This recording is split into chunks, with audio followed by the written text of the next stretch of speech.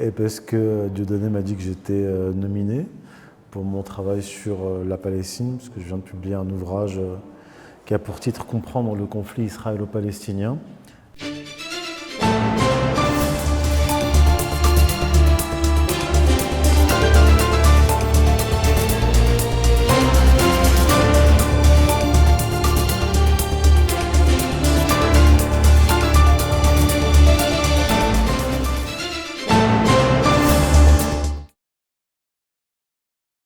Baldéconnel 2024, je suis donc avec Youssef Indy. Youssef, bonjour. Bonjour, merci pour l'invitation. Bienvenue au Baldéconnel. Merci.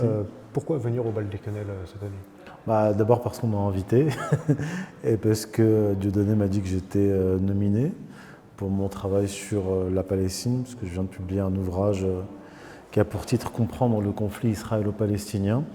Et donc c'est avec plaisir que je viens en tant qu'invité. J'étais déjà venu, je crois, c'était en 2019, et j'avais signé mes livres à l'époque. Il y avait un stand contre-culture, et donc là je viens en tant qu'invité pour une nomination. Voilà.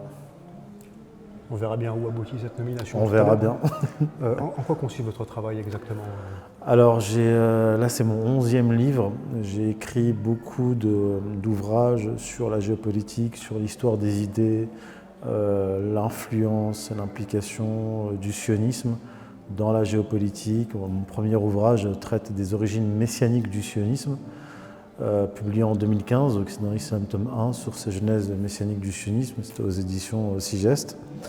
Et ce premier ouvrage m'a ouvert la voie à d'autres ouvrages sur d'autres sujets. Mon précédent ouvrage, avant le conflit israélo-palestinien, c'est un livre qui a pour titre La guerre des États-Unis contre l'Europe et l'avenir de l'État, aux éditions Strategica. Donc voilà, j'écris beaucoup sur les questions de géopolitique, histoire du sionisme, les rapports entre le monde musulman et le monde européen, la géopolitique proche-orientale. Voilà, j'ai un éventail assez large. Quel a été votre parcours pour en arriver à écrire des livres? Moi, je suis un autodidacte. Je suis un chercheur indépendant, autodidacte. Ce qui m'a poussé à écrire mon premier livre, c'est qu'il n'y avait pas de livre équivalent qui retraçait la généalogie messianique du proto-sionisme et qui va devenir le sionisme de façon cohérente sur le plan historique, au-delà des simples tentatives sur les 2000 dernières années de restauration du royaume d'Israël. Véritablement, ce premier ouvrage dont j'ai parlé montre comment cette idée messianique a contourné l'interdiction de retour en Terre Sainte dans le judaïsme, au sein même du judaïsme. Quelle tradition au sein du judaïsme a contourné cet interdit et comment est-ce que le sionisme s'est accompli et comment aujourd'hui, et pourquoi justement aujourd'hui, les dirigeants sionistes, le gouvernement sioniste aujourd'hui, donc en Israël, est revenu à son arché, c'est-à-dire sa source première, qui est religieuse. Et donc j'ai écrit ce livre-là, je l'ai publié, je trouve un éditeur, des éditions Sigest, pour le publier, parce qu'il n'y avait pas de livre équivalent. Et une fois ce livre publié, j'ai continué dans ma lancée, j'ai publié d'autres ouvrages sur les mythes fondateurs du choc des civilisations, sur la religion de la République française, depuis la Révolution française à nos jours. Et voilà, une vocation est devenue un métier. Donc vous travaillez beaucoup avec Contre-Culture, vous me disiez tout à l'heure? Oui, Contre-Culture est un de mes éditeurs. J'ai édité chez Contre-Culture Chronique du sionisme, L'autre Zemmour et aujourd'hui Comprendre le conflit israélo-palestinien. Comment vous vous définissez politiquement? Politiquement, je me situe ni à droite ni à gauche. Moi, je viens de la tradition musulmane et aujourd'hui, en France, si on est musulman ou même catholique, il n'y a pas véritablement de grands partis politiques qui représentent à la fois les valeurs et les idées de la tradition catholique ou de la tradition musulmane. Donc si on transposait la tradition musulmane en France, disons que je serais un conservateur contre-révolutionnaire, monarchiste, voilà. Vous êtes musulman. Pour vous, quelle est la place des musulmans en France parce qu'on a des gens à droite qui nous disent qu'il faut les renvoyer chez eux, que l'islam n'est pas compatible avec la République.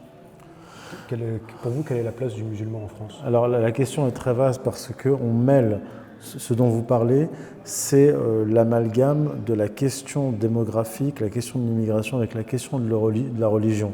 Ce sont deux questions qui sont distinctes, mais qui sont liées dans la mesure où l'islam est arrivé en France par l'immigration de masse. Et l'immigration de masse a été une décision politique des dirigeants français.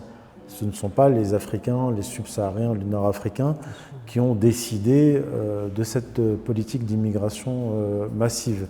Et il y a aussi, on oublie de le dire souvent, beaucoup de Français de souche convertis à l'islam.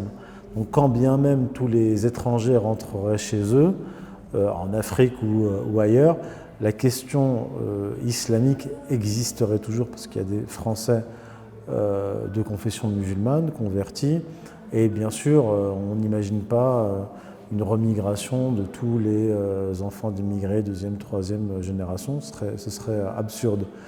Donc la place de l'islam en France, on pourrait la comparer à la place du catholicisme en France, c'est-à-dire qu'il y a une stratégie perverse du pouvoir qui consiste à faire venir en masse des immigrés, musulmans ou non, et une fois qu'ils sont ici, on insulte leur religion au nom de la liberté d'expression, qui est amalgamée, là encore une fois, avec le blasphème.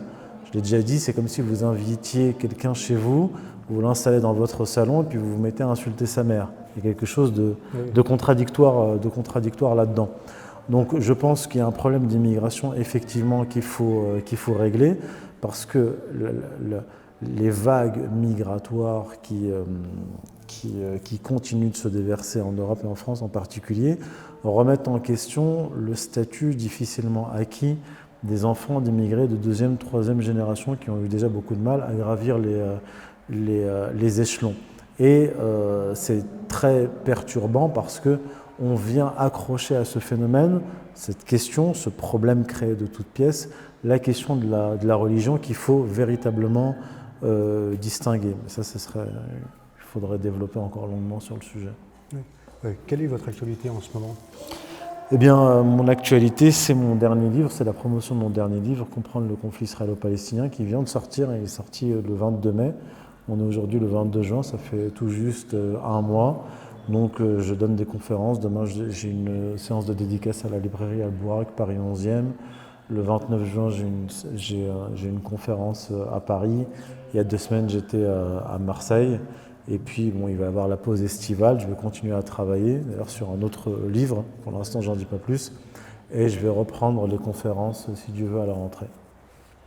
Très bien. Les personnes qui ne vous connaissent pas, où est-ce qu'elles pourront, sur quel réseau on va pouvoir vous retrouver ? Alors, on peut me trouver sur Twitter, sur Telegram, essentiellement, mais sur aussi Instagram. Mais je suis beaucoup plus actif sur Twitter et Telegram. Et j'ai aussi une chaîne YouTube sur laquelle je publie de temps en temps des vidéos. Et aussi sur le site de Strategica, strategica.fr, et le site d'égalité et réconciliation. Très bien, merci. Donc vous êtes nominé en catégorie podcast. On verra où aboutira cette nomination. Merci à vous. Merci.